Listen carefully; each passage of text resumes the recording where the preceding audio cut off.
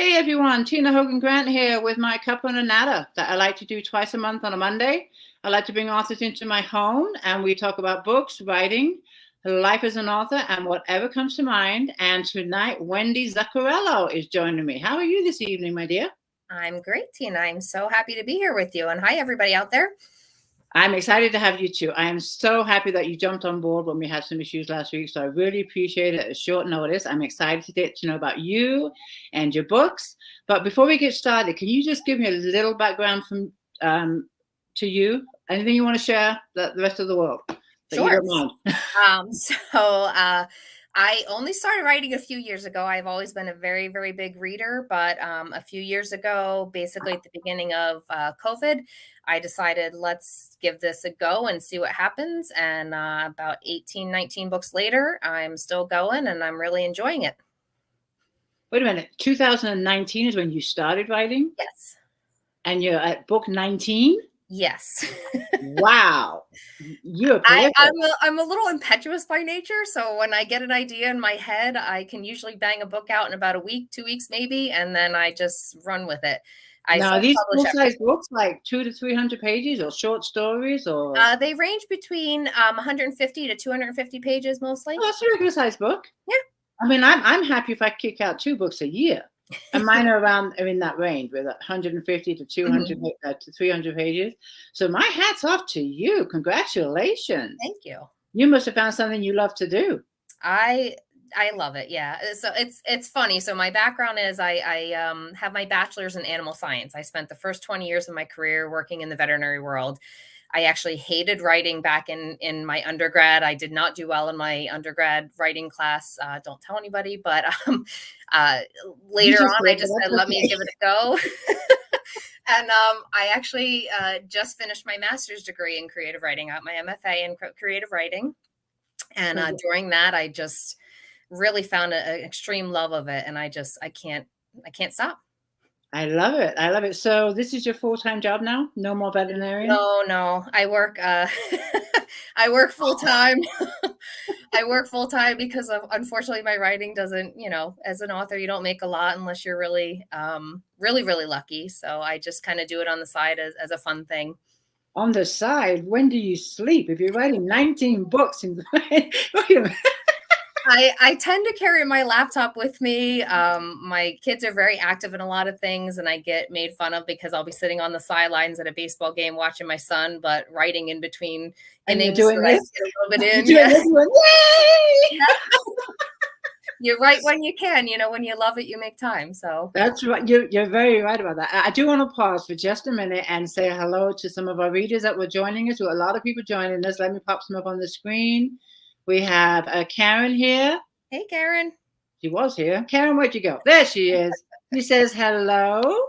And then we have Kathy. She says she's in. Hey, Kathy. And Virgie Lane says hello. Virgie. This person is in my group. They say hello. They're in the group because it's private. I can't see your name. If you hop over to my author page, which is public, I will be able to see your name. Karen says, welcome, Wendy. Thanks for being here on short notice. And then we have another one from the group. She says, hello, Wendy. I'm just going to run down real quick. Sure. Karen says hello. Then we have Cindy. Did I pull that one up? Carol again. Hi, Carol again. Let me see. Connie is here. She says hello. Hey, Connie. Let me see. Okay. See if I missed anyone. Okay. And I told the readers, I'm talking to Wendy Zuccarello. If you have any questions for Wendy, go ahead and pop them in the comments, and you know that I will get to as many as I can. And Barbara is also here from Florida. So thank you, everyone, for joining us. Lori is here. A few more names. I hate missing anyone else. Yeah. I really do. Holly is here, and one more. We got Mary Lou. So thank you, ladies, for joining us. Pop your questions in the comments. So back to your 19 books, Wendy, that you started writing in 2019. Yep. What genre do you write? So I write contemporary romance, and I write romantic suspense. My true love is the suspense. I love creating crazy worlds and crazy scenarios and putting my characters in danger. It just makes the story so much more fun. And what about the inspiration? Not for all these books. Let's focus on the one that came out in August of 23. Yep. So okay, I just released the Only Time We Get. There's Only a Time We beautiful Get. cover. This one came about because I have a mild obsession with dinosaurs. Very strange, but I love all the Jurassic Park books and movies and everything. And I kept saying to my daughter, who's 17, who's my biggest proofreader, I got to come up with a way to create a story with dinosaurs in it. And I said, I have to do it. And I finally just came up with something and I ran with it. And I'm pretty happy with how it turned out. It's a really fun, really intense story, a lot of action, a lot of danger, a lot of romance. And dinosaurs. Yes. And dinosaurs. Yes. A romance with dinosaurs. I think this is the first. Yeah. I think this is the first. It's different. There's not a lot out there. If you search romance. Now, is this a standalone or is it going to be a series? It's a standalone, this one. Are all your books standalones? No, I do have a few series. Okay. Can you tell us a little bit about those? Sure. Yeah. So my first series is the very first one I wrote. It's a contemporary romance, the Healing Mountain series. My first story, called Finding an Anchor, I came to me. I had this particular scene in my head. I really wanted to do something with it. And the story kind of evolved around that. And I fell in love with the side characters so much that I created their stories. And then it just kept kind of going. And actually, we talked about a little bit before we started. I have a book that just came out. It's actually 2 years anniversary today. So it's actually free for the next few days. It's actually a second generation of that first series. Again, I love the characters, didn't want to let them go. So I took a couple of the kids and created their own romance. And that's the fourth book that's free. And that's the one that's free. That's free for the next few days on Amazon. It's called Never Let Go. And now that is free as an ebook. As an ebook, yes. Sorry. As an ebook and free for instant download. Yes. And that is book number 4 in that series, correct? Yes. You do not need to read the first 3. It's technically a standalone on its own, but the characters carry over from the first series. Okay. That's good to know. And that's one series. And you have another series yep, you said? I do. So my first attempt at romantic suspense, it's one of my favorite 2 books that I've ever written. It's called the Fighting for Life and Love series. I had this concept where what would happen if everybody woke up one day and 75% of the world's females had died overnight for no reason. Oh, wow. What would that world look like?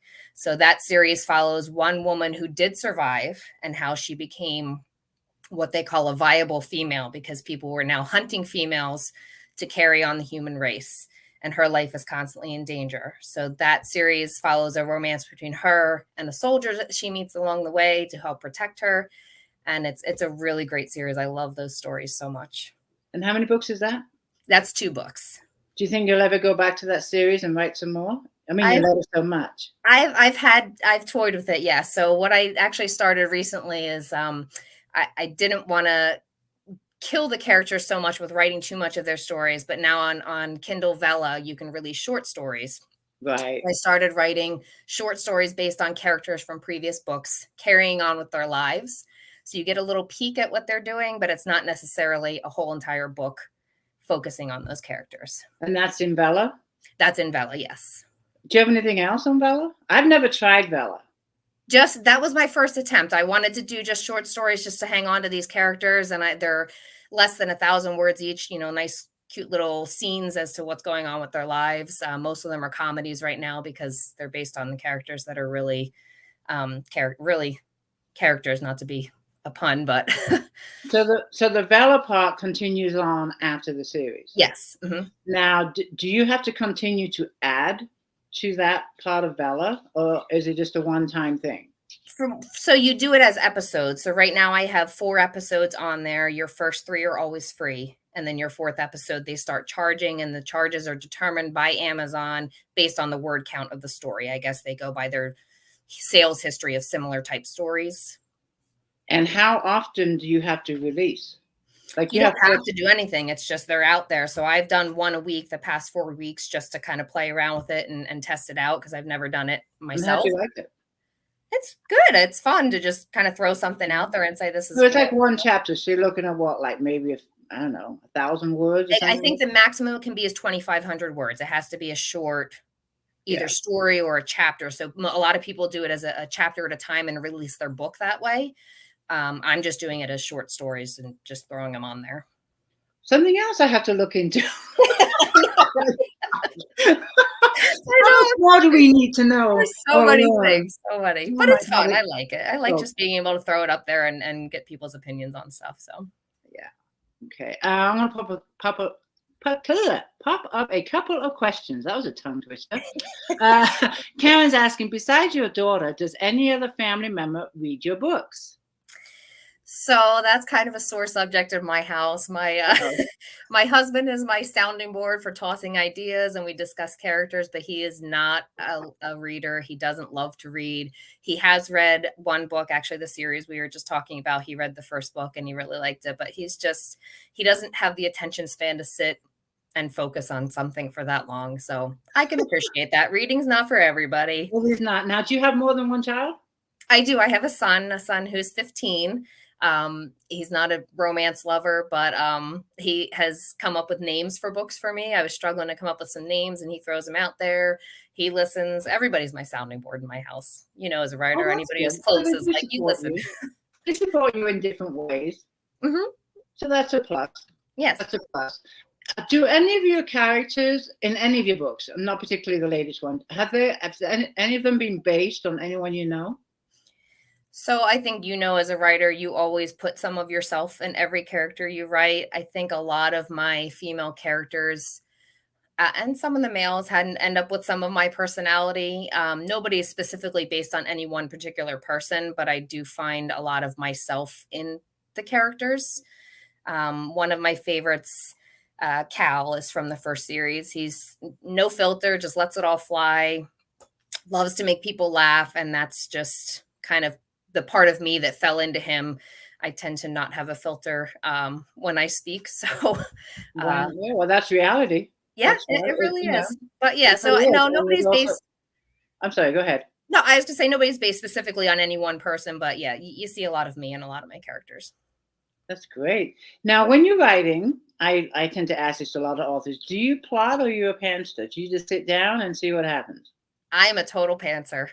So for my graduate school, our thesis novel, you had to go through the whole process. You had to outline it, you had to break everything down, and I outlined it, but my finished product is nothing like my outline whatsoever. I kind of feel like I am just the writer and my characters tell the story. They tend to take it however they want it, and I just am along for the ride and writing it down. And people, if you don't write, you don't understand that. But if you do, your characters know where they want that story to go, and you just kind of have to let them lead. Yeah, I'm 100% like you. 100%.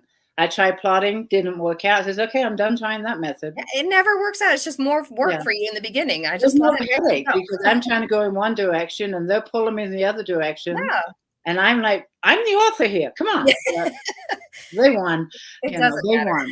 And I just now like you. And if for some, I call it that my characters are talking to me and I'm just saying what they're saying onto the keyboard. Yep. But there's moments for me when no one's talking. They're just like, I don't know what they're doing, but they're just like silent. I'm not hearing nothing. I'm not getting anything. When there's a situation, number one, does that happen to you? And if it does, what do? Do you try and fight it and continue writing? Or do you try and, what do you do?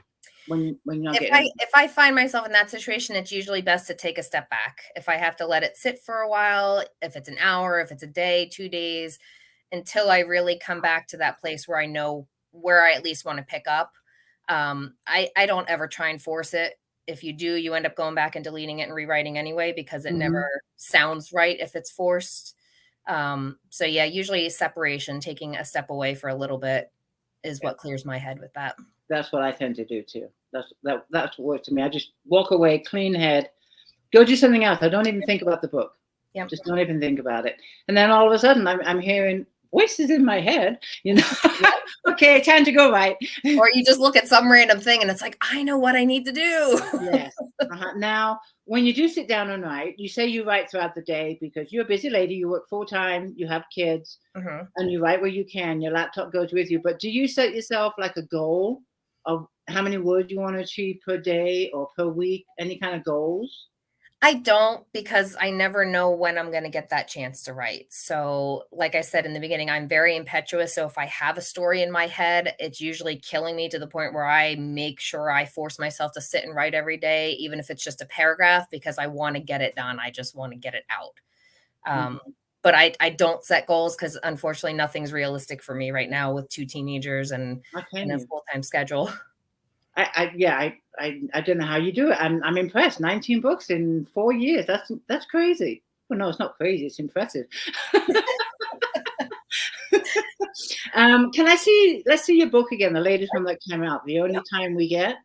Number one, did Oh, you have any input in the cover? Did you design the cover, and how did you come up with the title? I design all my covers. I don't do any professional editing or anything. It's just all me. I do everything myself just Wow, because it's expensive. I mean, if it you're out is. there throwing a lot into everything. So yeah, this one, I really love this cover. It's something that I I love it. worked really hard on because, of course, you see my little dinosaur friend up here. Yes, I do. Um, the title on this one is actually one of the harder ones. I struggled with it a lot more than I normally do. Normally, when you're writing, I get to some point and I'm like, oh, there's the title. I get it. That makes sense. This one, I knew it had to do something with time because obviously there's time travel involved.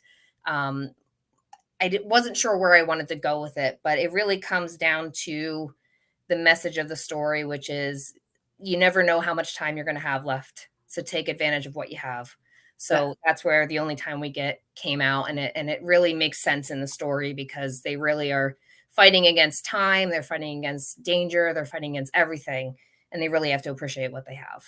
I love what you just said about how much time we have. That's what got me into writing Hmm. because 30 years ago, I had the idea for my book, Reckless Beginnings, my debut novel. That Right. came out in 2018.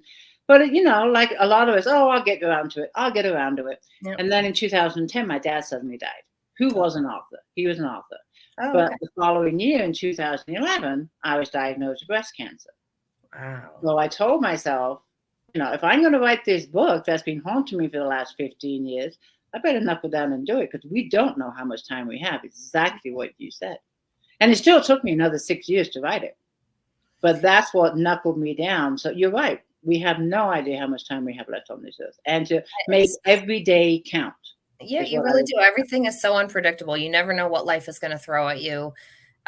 You could get good, you could get bad, and if you yeah. have something, you have dreams, you have to go for it. I Yeah, mean, you do. And I live by make every day count. And there's one of my characters, it's funny, I was thinking about the other day in my Sabella series.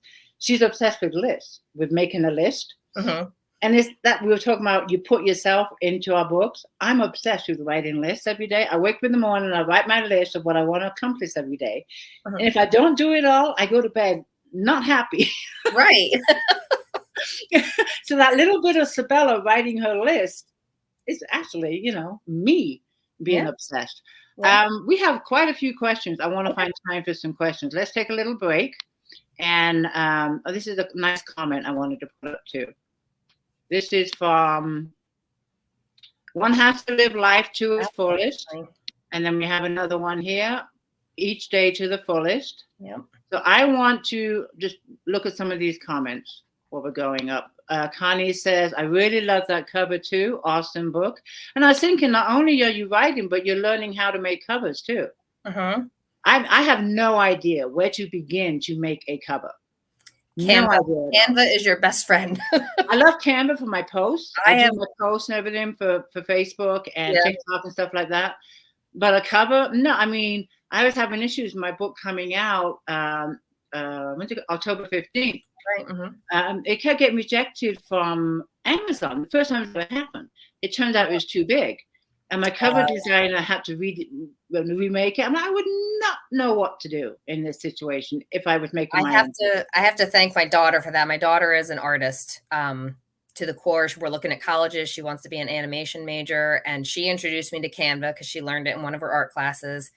And she's actually designed a couple of my book covers. And she really, like, if I can't get something to work or I need an idea, she definitely helps me. So yeah, Yeah, I that's think what scares me is the formatting.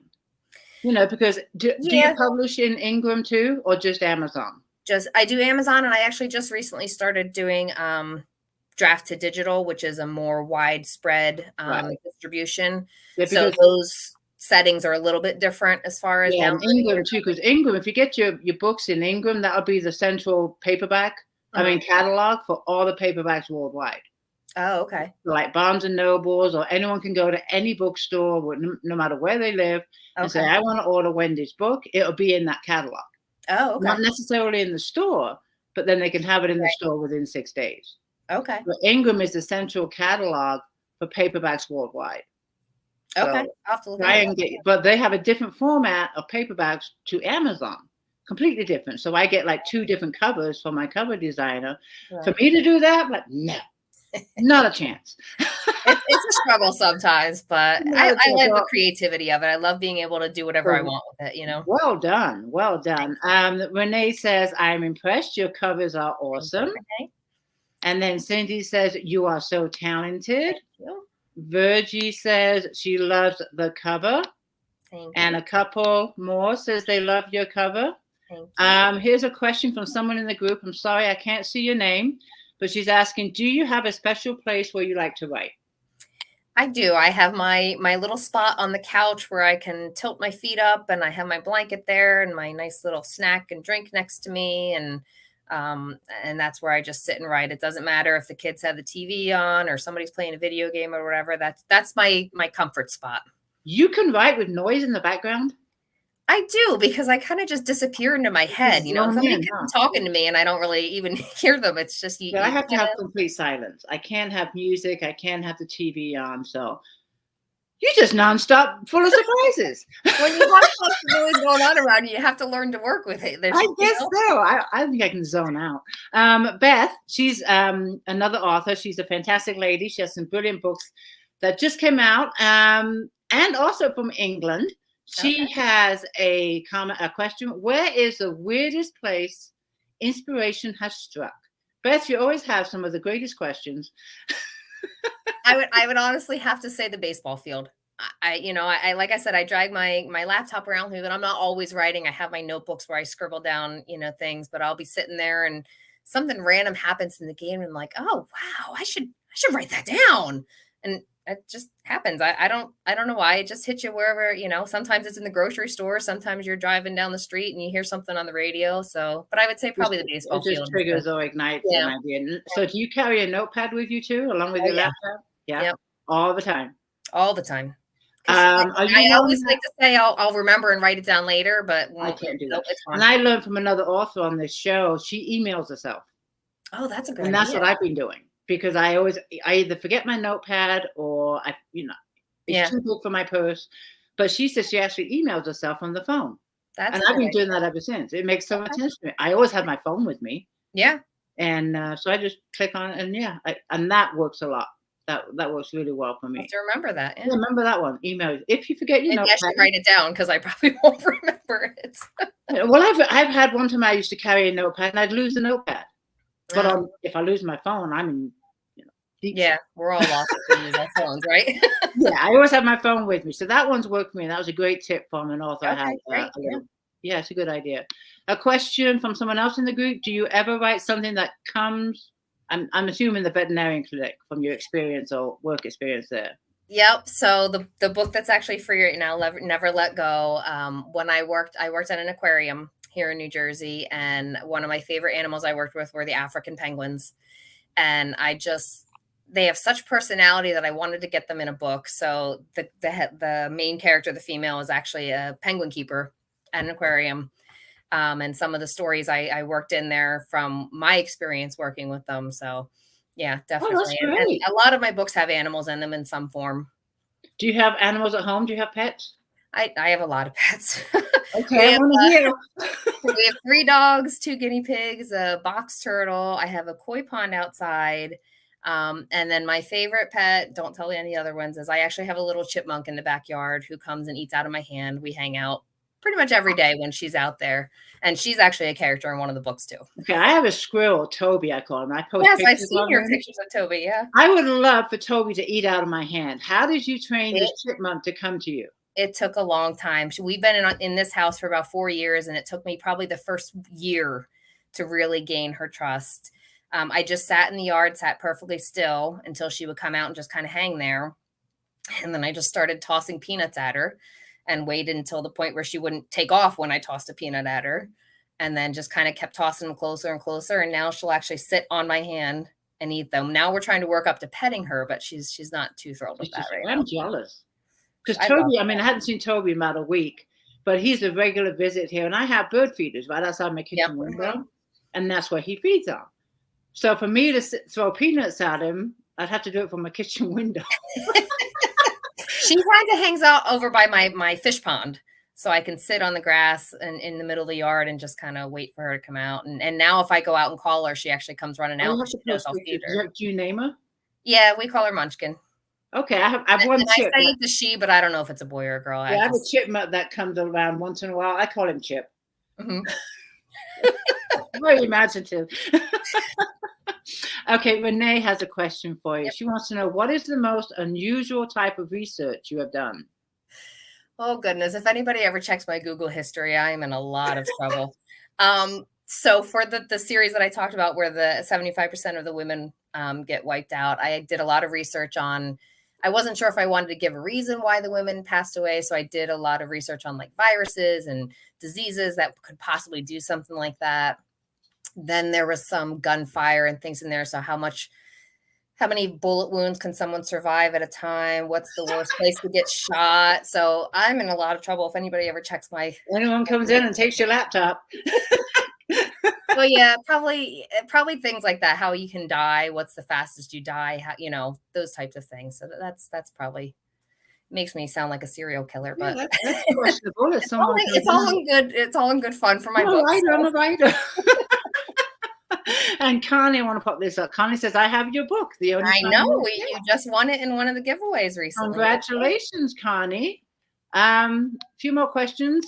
Renee's asking, when did you first decide to get really serious about becoming an author? And when did you I think we talked about this earlier, but just in case you wasn't here. And when did you have your first book published? So my first inspiration struck in 2018, and it took me a while to really just kind of man up and sit down and write, or woman up and sit down and write. And I finished at the end of 2018, and I actually published it at the end of 2019. But I really decided to get serious because I just couldn't let go of this scene that was in my head. And finally, with some nudging by my husband, because I think he was tired of hearing about it, he said, just sit down and write it. And that's where it all started. And here you are, 19 books later. You say it takes you how long to write a book? Depends on how impetuous I am at the time. Usually, I would say the shortest I did one was 1 week. I don't know if you've heard of NaNoWriMo, which is that national. Yeah, November. It's this month. No, yeah, next month. Next month. Yeah. I decided to partake in that last year, 2 years ago, and I wrote the book within a week. It just kind of flew out of me. But the only time we get actually the most recent one it took me the longest. It took me a few months because I really wanted to get it right, because I'm doing dinosaurs and time travel, and I didn't want it to be one of those books that people roll their eyes at, like, oh God, time travel, So I really worked hard to try and get it right. Okay. Beth has another question for you. She's asking, what's the most crucial thing you have learned as an author you wish you could tell yourself as a newbie author? Imposter syndrome is no joke. That's probably the hardest thing. So imposter syndrome is feeling like you're just not good enough. You don't belong in the community. And I think every author goes through it. You just have to keep pushing forward. Mm-hmm. I mean, I've self-published everything so far, with the exception of my thesis novel. It's not out yet because I'm really doing a lot of querying, trying to find an agent, trying to find someone that can go with it. Because I love that story. I worked so hard on it in school. I got some great feedback from some agents that I pitched to. So I'm really trying hard with that one, but the rejection is hard. You just have to really keep pushing forward. If you really love it, just do it. I mean, if you don't end up getting traditionally published, your work's out there. Someone may enjoy it. And yeah, and I think self-published and traditional published is all personal preference. That's what I believe. I was published by a publisher for my first book. But after that, I went self-published. For me, it was a nightmare because my problem was I didn't have control of my book. And for me, that's an issue. But for some writers, they just want to write. They don't want to have all the other hats that we have to wear being self-published, which is the cover design if you choose to do it yourself, the editing if you choose to do it yourself, the marketing, all the other stuff that comes with being a self-published author. But for me, more important was the control. If I wanted to put a book on sale, it would take 6 weeks for the publisher to get around to doing it. And it's like, how can I promote my work when I don't even know what date to put my book on sale? Right. Yep. Yeah, little things like that. If I wanted to make little changes, it was a big fiasco. Well, your book's already published. You can't make changes. Well, yes, you can. Yeah.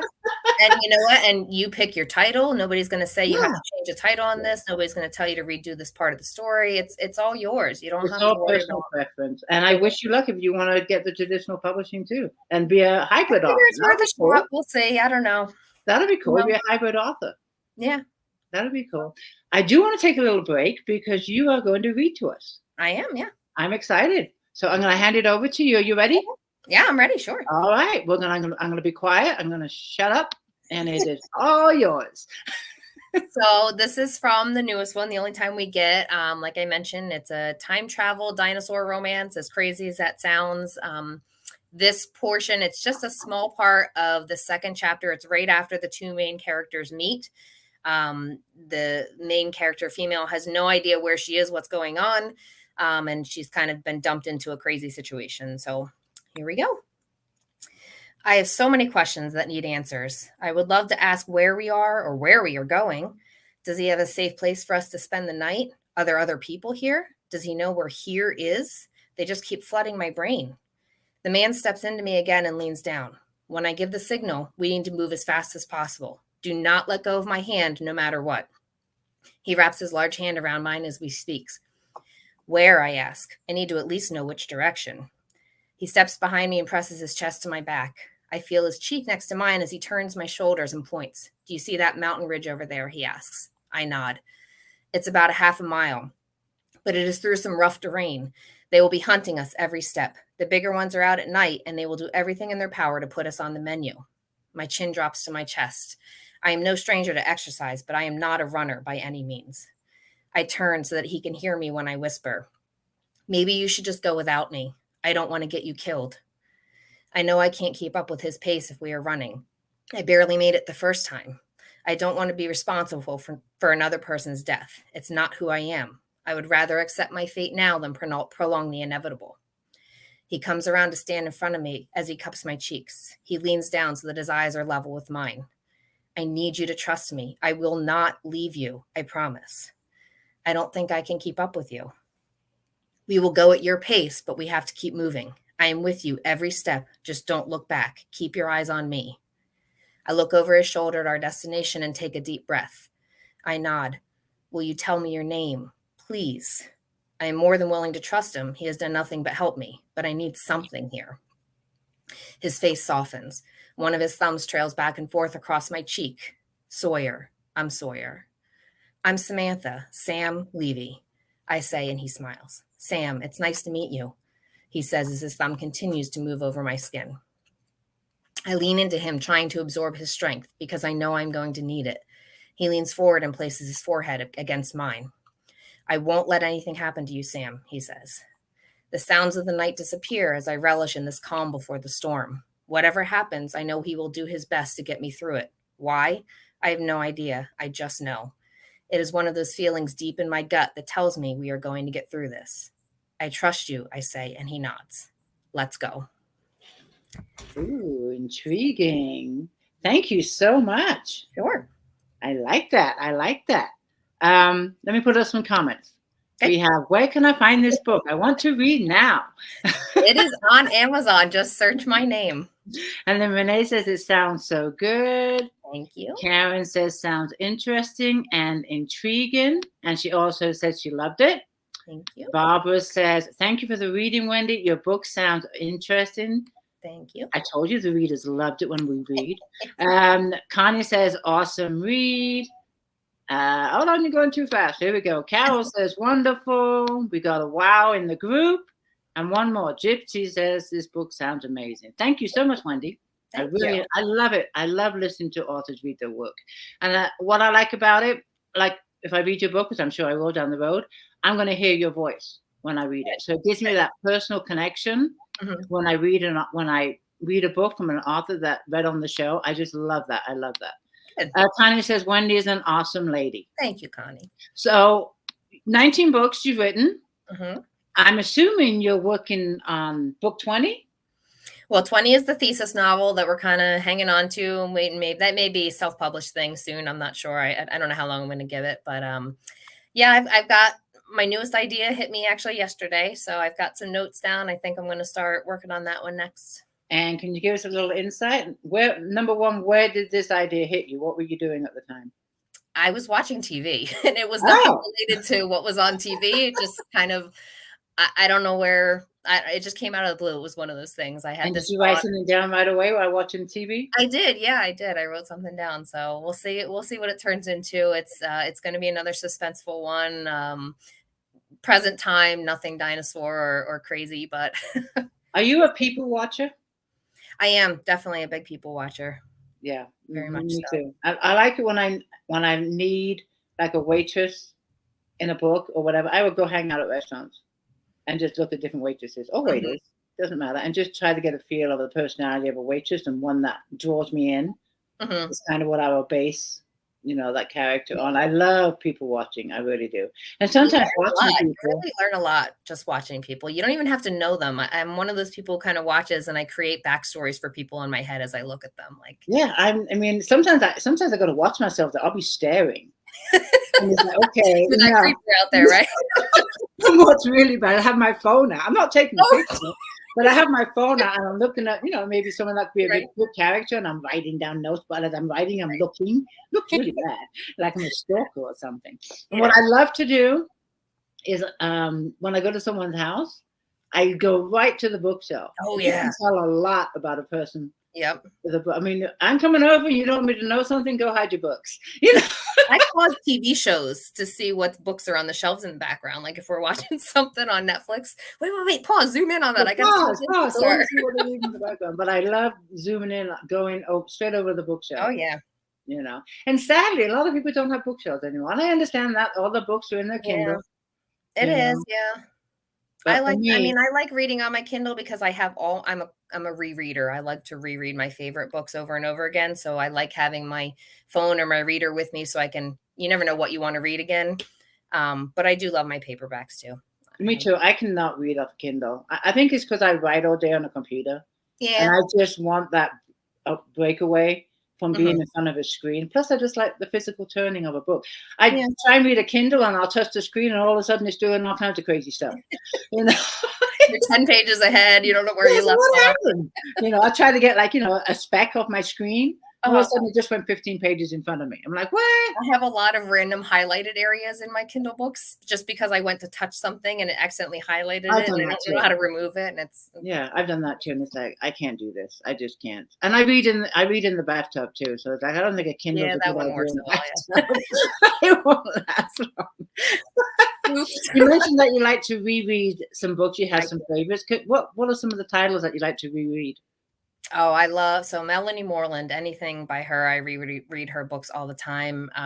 Over the Fence, Into the Snow, The Boss. Those are some of my favorites of hers. I read a lot. Really? Too much, yeah. And what genre does she write? She's romantic suspense as well. Okay, so you read a lot of romantic suspense? I do. I read between romance and romantic suspense. Yeah, I have a wide range. I sometimes go outside. I read some classics too, but my favorite, my go-to is romance and romantic suspense. Is there a genre that you have no interest in reading? I'm not a huge horror person. I had a couple friends in graduate school that, you read each other's work and it's very different expectations, very different genre qualities. So it was hard for me to critique that because it's not something I'm used to. And it's just not something that appeals to me, but I'm not saying their writing was bad. I actually really loved one of my friend's books that's out now. It's just not for me, not my thing. Yeah. Horror is not one for me either. And I'm not into vampires. what's the other thing that these young adults are into? Vampires and There's a lot of shapeshifters wolves. and Yeah, that's not me. werewolves and things like that. Yeah. I'm not into. I don't know if I could write one either. When you're not writing, when you're not working, when you're Right. not being a mom, Yes. and you have some time for fun, what do we do?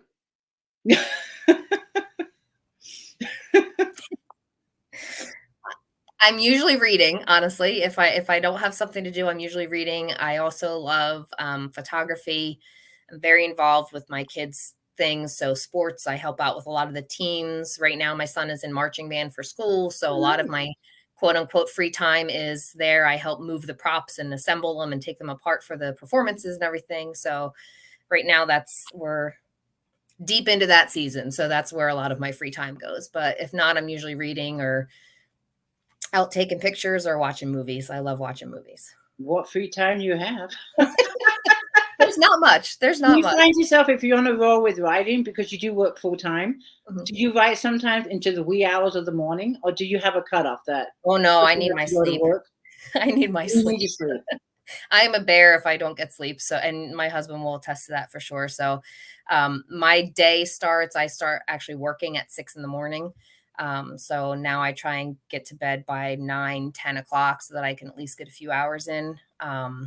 Weekends are free game. I'll write later, but usually it's before 9 o'clock so I can get some sleep and be You have functional to the leave next the day. house by when in the morning? Well, I work from home right now, Oh, that's good. which is good. There, I do have to go in a few days a month, and then I leave the house by 5:30, which is an ugly time 5:30 in of the day. morning? Yes, it's a very ugly time of day. You can tell I couldn't do that. Yeah, but you know what? It's nice because I'm done. I'm done early in the day. I'm done There's by. a lot of authors that get up at the crack of dawn, sometimes 4 a.m., and that's when they do their writing. I'm not functional in the morning. It's very tough I starting work at can't. 6 in the morning. I just can't. I mean, I would love to be able to do that. I tried it once. The rest of the day, I was just irritated and tired. Yeah, right.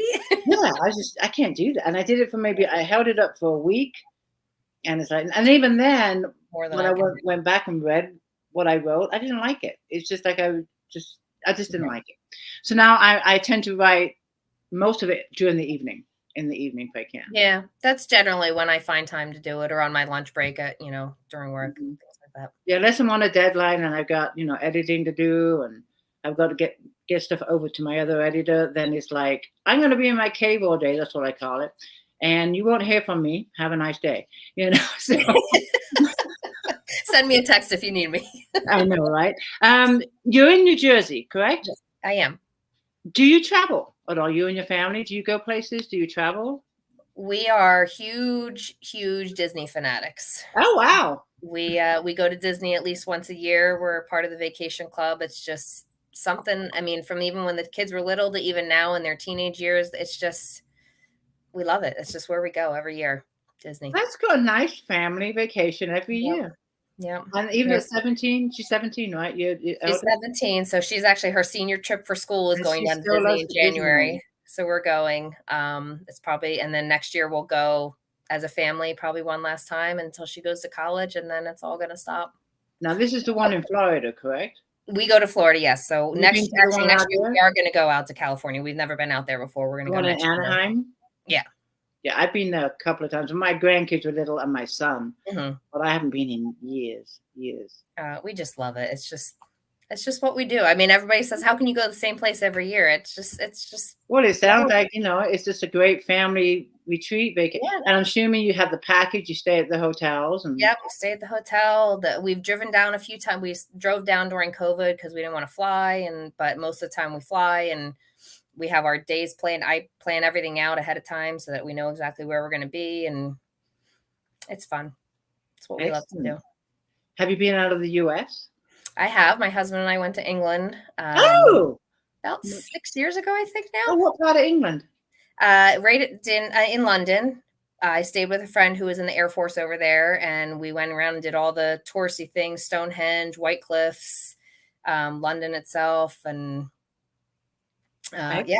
So that was fun. We fit as much. We were there for 4 days, and we fit a lot. I think we Oh, were you in the saw a car lot in 4 for days. most of Sounds it. like Yeah, a we went fly-by visit. Do you think you'll ever go back for a longer visit? Maybe I'd like to. My husband is Italian, Zuccarello, if you couldn't tell. We'd like to go to Italy at some point. We've talked about it. Maybe without kids because it'll be a little cheaper. I'm not sure when they get out of here, but we'll see. Yeah, I grew up in England in the northern part, about 200 miles north of London, and the last time I was there about 10 years ago. So it'd be nice to go back, and I have a sister still over there. It was great. I mean, it was so fun seeing all the touristy things. I felt bad for my friend because everybody who went to visit her wanted to see the same thing. So I'm sure she saw all that like 50 times, but I enjoyed it. It was really fun. And what do you think of the English food? A lot of people complain about the English food. I ate fish and chips every meal because I didn't like really anything else. I'm not a big person. So when we got home, I said, I don't want fish and chips for a while because I ate it every meal, but I didn't have a problem with it. My husband liked it. He got a lot of the shepherd's pie and that type of stuff. That's one of my favorites is shepherd's pie. Yeah. I do miss some of the English cuisine, but I make it here. I just make it here. Is what I do. Your books, where are they based upon? I mean, what settings are they in? Is it mainly where you live or where you've been? No, so it's all over. The first series, the Healing Mountain series, I love Maine. I've been to Maine many times. The Acadia National Park, it's just gorgeous up there. There's just so much to see, and it's really a nature-filled area. So that entire series is set up there in the park at a lot of the places that I've been. I love, I can just picture in my mind when I close my eyes. That's how much I love it. Other series are kind of just all over, mostly in the States because that's where I'm most familiar with. I don't think I could write any other country because I don't know it. I'd have to do research, and I feel like it would be fake for me to try and describe things that I don't, really know. And before you start writing, do you pretty much know where it's going to be set, where the setting of the book? Yeah, for the most part, I kind of have an idea where, I guess, in the country I want it to be. Some of it's a little bit down on the East Coast. Again, it's all places I've been because I know I can describe them. I don't really, you write what you know, so you don't want to want it to seem forced if it's not, if you're trying to describe something that you don't know. That makes a lot of sense. That does. This is just a random question that I want to put up there because I don't think I asked you earlier. But Karen's asking, what inspired you to write? It started with one particular scene. In that first book, I just knew I knew I wanted to write those characters. I knew I wanted to write that specific scene of them falling in love. And I didn't know where the story was going to come from. I didn't know where it was going to go after that. I just said, I have to get this down because this is, it really is a very romantic scene. Okay. And your books, all of them, are they all available on Kindle and paperback? Yes. Everything's on Amazon. I have some, like I said, I branched out to a few. There's some that are on Apple, Kobo, some of the new places that are digital only, but everything is on Amazon. Yes. And what about Kindle Unlimited? Some of them are on Kindle. The problem with going the other way, if you go to the nationally distributed places, you can't do that. Kindle won't let you do Kindle Unlimited if it's available other places digitally. Exactly. I'm in Kindle Unlimited with all my books, but all my paperbacks are everywhere else. Yeah. So for me, that's what I've been doing for many years, and it tends to. But I think each genre, some genres do not do well in KU, and some. I think romance does really well, in KU. So I think it depends on the genre too. But I go back and forth. There's a few that I pulled out of KU and then put them in wide. Right, and I've done that. I pulled them out and then put them back because you can't do the free promos and things if you take it out. But I wanted to try distributing other places just to see what happened. For the most part, I think going forward, I'm probably going to stick with the Kindle Unlimited because, like you said, I think it's a very big push in the romance genre. It really is. And KU produces 50% of my income. Wow. Okay. So it's like, okay, I think I'll stay in KU. That's a huge difference when I pull my books out. Do you think you'll ever do audio? So I did. Audio is very expensive, as an author to pay for that. Part of the draft to digital, they were doing a beta program where it's essentially AI reading your book, but they were testing it. They were looking for people to test it, and it was free. But when they sell it, you still get the profit. So I did a couple of them just to see how they turned out.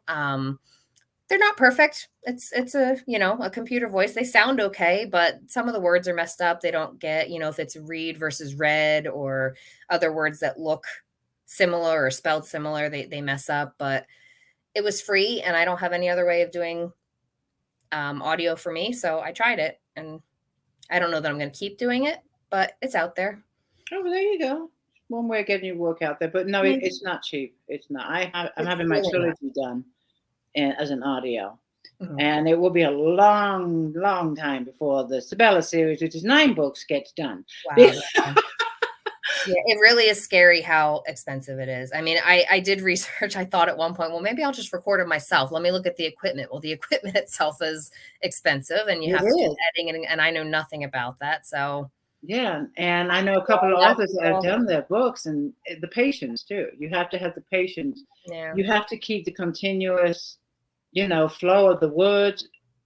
And if you're wrong, you have to cut that little bit out and match your voice for that. I just couldn't do it. Yeah, that's why I try. I mean, I know everybody's against AI right now, and I don't love what they're doing with a lot of authors' works, but I did give them permission because it was free, and I figured I'd try it and see what happened. And they're out there. They're not, big sellers for me, but it's out there. It's out there. The one thing I don't like is AI writing books. Yeah. Oh, yeah.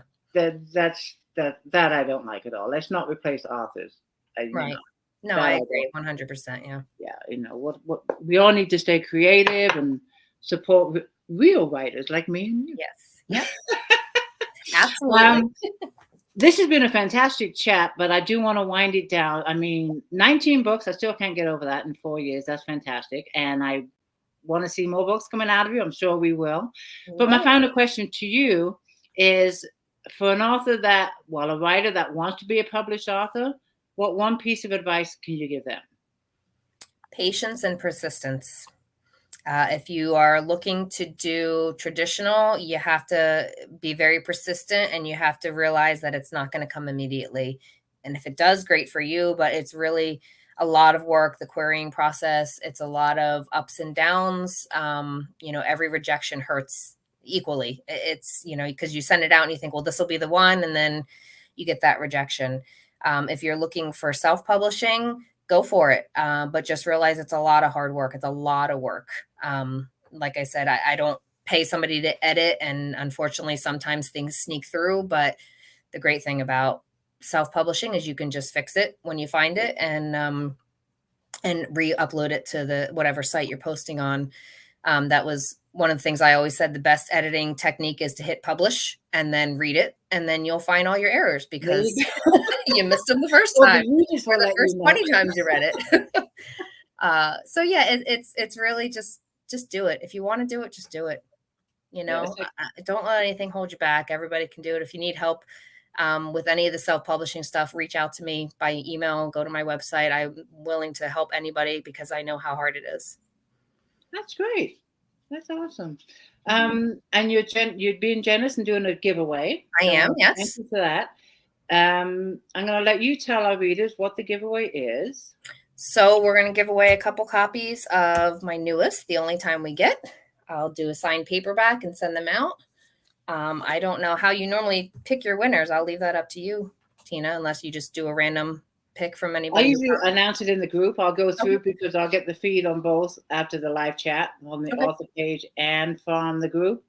And then I can either tag you, pick the winners and tag you, or if you want to pick a winner after the live chat, you can do that too. Or two winners. We'll do two. Yep, we'll do two. So 2 signed paperbacks. Yep. Thank you very much, Wendy. And I'm going to do my giveaway, which is a $5 Amazon gift card. You need to go over to my author page on Facebook and share this video. Share it in your favorite group. Share it on your personal page. Share it on Instagram, wherever you want to share it. And tag me so I know that it's been shared. And you'll be in the drawing for the gift card. So go share, people, and and I will be back with the names of the winners soon. Wendy, this has been a lot of fun. Oh, thank you for having me, Tina. It was great. And when you have the next book out, but that might only be in 2 months. I can have you back on. I don't think it's going to be that soon, but I'll let you know. But let me know when we get back on. Okay. All right. Thanks. All right. Thank you, everyone, for joining me, and I will see you back in the group. When do you go to say good night. I'll hand it Good back night, to you. everybody. All right. Good night, everybody. Thank you for joining us. Thanks.